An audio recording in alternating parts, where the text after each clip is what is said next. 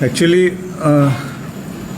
Cabinet decision হওয়ার পরে আমরা সংবাদ মাধ্যমে এবং মিডিয়াতে দেখতে পাই যে সরকারিভাবে সিদ্ধান্ত নেওয়া হয়েছে যে আগরতলা গভর্নমেন্ট মেডিকেল কলেজে যারা কর্মরত all level of medical officers আর ফ্যাকাল্টি তারা প্রাইভেট প্র্যাকটিস করতে পারবে না। এবং এটার মেইন ট্রিগার পয়েন্ট ছিল যে যেহেতু all India institute of medical science new Delhi এবং আগরতলা গভর্নমেন্ট মেডিকেল কলেজের মধ্যে একটা মেমোরেন্ডাম অফ এগ্রিমেন্ট হয়েছে, তার মধ্যে একটা উল্লেখযোগ্য পয়েন্ট ছিল যে মেডিকেল এডুকেশন সার্ভিসকে নন প্র্যাকটিসিং করা। তো সে ব্যাপারে এবং তার পরবর্তী গত কয়েকদিনে মিডিয়াতে বিভিন্ন ধরনের আমরা দেখতে পাই, বিভিন্ন ধরনের পোস্ট দেখতে পাই, নানা কনফিউশন সৃষ্টি হওয়াতে আমাদের যে এজিএমসি টিচার ফোরাম সমস্ত সদস্যদের অনুরোধে আজকে আমরা একটা বৈঠকে মিলি। কিছুক্ষণ আগেই আমরা একটা মিটিং করি এবং এই মিটিংয়ে আমরা কিছু গুরুত্বপূর্ণ সিদ্ধান্ত নিই। প্রথম সিদ্ধান্ত হলো, আমরা যেহেতু সরকার সিদ্ধান্ত নিয়েছে যে মেডিকেল কলেজকে নন প্র্যাকটিসিং করবে, তার সঙ্গে সামঞ্জস্য রেখে আমরা ডিসিশন নিয়েছি যে আজকের থেকে আমরা আর প্রাইভেট প্র্যাকটিস করব না যারা আগরতলা গভর্নমেন্ট মেডিকেল কলেজ এবং জিবিবি হসপিটালে কর্মরত।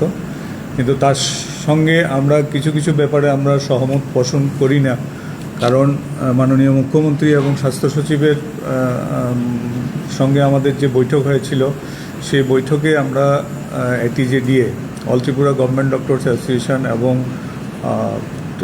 টিচার্স ফোরামের পক্ষ থেকে আমরা রিটেন ডেপুটেশন দিয়েছিলাম এবং অনেক ব্যাপারে কথা হয়েছিল।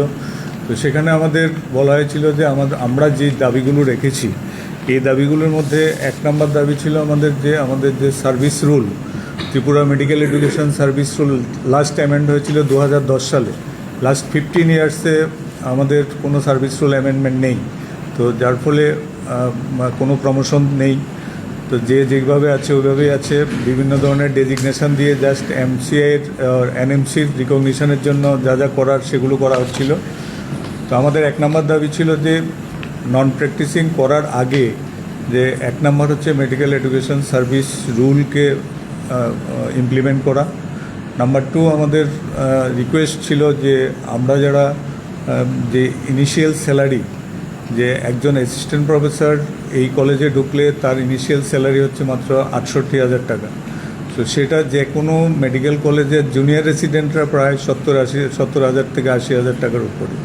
তো স্যালারি রিস্ট্রাকচারিং ওয়াজ অ্যানাদার ডিমান্ড, যে স্যালারি যাতে আমাদের একটা মর্যাদাপূর্ণ স্যালারি দেওয়া হয় as per the UGC guideline or 7th pay commission guideline.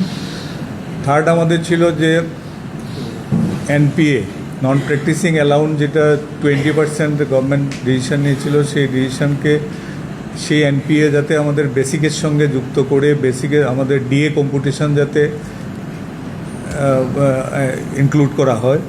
এবং ফোর্থ ছিল যে আমাদের যেটা বললাম যে সুনির্দিষ্ট প্রমোশন পলিসি ছিল, টাইম বাউন্ড প্রমোশনের ব্যাপারটা। আর একটা হচ্ছে যে রিক্রুটমেন্ট, ফ্যাকাল্টি রিক্রুটমেন্ট। এবং কারণ এখন আমাদের 150 স্টুডেন্ট আছে, তো 150 স্টুডেন্ট এবং মেডিকেল কলেজে যে ফ্যাকাল্টিরা কাজ করে আমরা কিন্তু 3টে জিনিস দেখি। একটা হচ্ছে পেশেন্ট কেয়ার সার্ভিস, আরেকটা হচ্ছে স্টুডেন্ট এডুকেশন, থার্ড কম্পোনেন্ট হচ্ছে রিসার্চ। তো এত কিছুর মধ্যে ইনভলভ থেকে এটা ঠিক নয় যে সবাই আমরা ডিউটি আওয়ারের মধ্যে প্র্যাকটিস করছি, এবং এটাকে অন্যতম ফোকাস করা হচ্ছে যে সেই কারণেই মেইনলি প্রাইভেট প্র্যাকটিসে বন্ধ করা হচ্ছে। আমাদের যেটা হিসাব, হয়তো 5% ফ্যাকাল্টি কিছু কিছু ক্ষেত্রে নিয়ম ভায়োলেশন করে, এবং এই ভায়োলেশনের ক্ষেত্রে যারা ভায়োলেশন করে তাদের সঙ্গে আমরা আলাপ করেছি এবং তাদের কাছে যুক্তি আছে যে অনেক সময় দেখা যায় কি অনেক ভিআইপিদের রিকোয়েস্টে ডিউটি আওয়ারে গিয়ে অন্য প্রাইভেট হসপিটালে গিয়ে সার্ভিস দিতে হয়, যে এখন আসুন সার্ভিসটা দিন, অপারেশনটা করিয়ে যান, এগুলো ইনস্টেন্স হয়েছে। তো সেজন্য সব ক্ষেত্রে যে ওরা শুধু করতে যায় তা না, নিজেদের রোজগারের জন্য মাঝে মাঝে রিকোয়েস্টে ওনাদের গিয়ে অ্যাজ এ স্পেশালিটি করতে হয়। তো এই 5 to 10% ক্ষেত্রে যদি আমরা স্ট্রিক্ট থাকি যে ডিউটি আওয়ারে কেউ যেতে পারবে না, এবং যেখানে যেখানে যায় সরকার চাইলে সেখানেও কিন্তু ইম্পোজ করতে পারে। যে যেখানে যেখানে যারা ডাকছে ডিউটি আওয়ারে সেখানে যাতে সম্পূর্ণ নিষিদ্ধ করা হয়। তো এটা নিশ্চয়ই গভর্নমেন্ট লেভেলে করা যায়। এটার জন্য আমরা অনুরোধ করেছি যে এটা যাতে স্ট্রিক্ট ভিজিলেন্স দেয় এবং এটা বন্ধ করে। এবং আমাদের দাবি ছিল যে নন পেডিয়াট্রিক্সটা ফেজ ওয়াইজ করতে, যে ইনিশিয়ালি, কারণ কি আজকে যারা বিভিন্ন মেম্বাররা যেটা এক্সপ্রেস করলেন, ওনাদের এই যে আজকে যে বিস্তৃত আলোচনা হয়েছে, ওনাদের বক্তব্য ছিল যে আমরা যখন সার্ভিসে ঢুকি তো আমাদের তো এই অপশনটা ছিল না। আমাদের তখন জানা ছিল যে আমরা প্র্যাকটিস করতে পারবো, সেই জন্যই মিনিমাম স্যালারি তো আমরা ঢুকেছি, আর মেডিকেল কলেজে একটা কেরিয়ার সবাই স্বপ্ন দেখে কেরিয়ারের, সেই হিসেবে দেখেছি। এখন সাডেনলি আমাকে ইউনিল্যাটারালি যদি বলে অপশন না দিয়ে যে তুমি পড়ো, ঢুকো, মানে ইমিডিয়েটলি সে প্র্যাকটিস বন্ধ করো, আর যদি প্র্যাকটিস বন্ধ করতে না পারো তুমি বেরিয়ে যাও।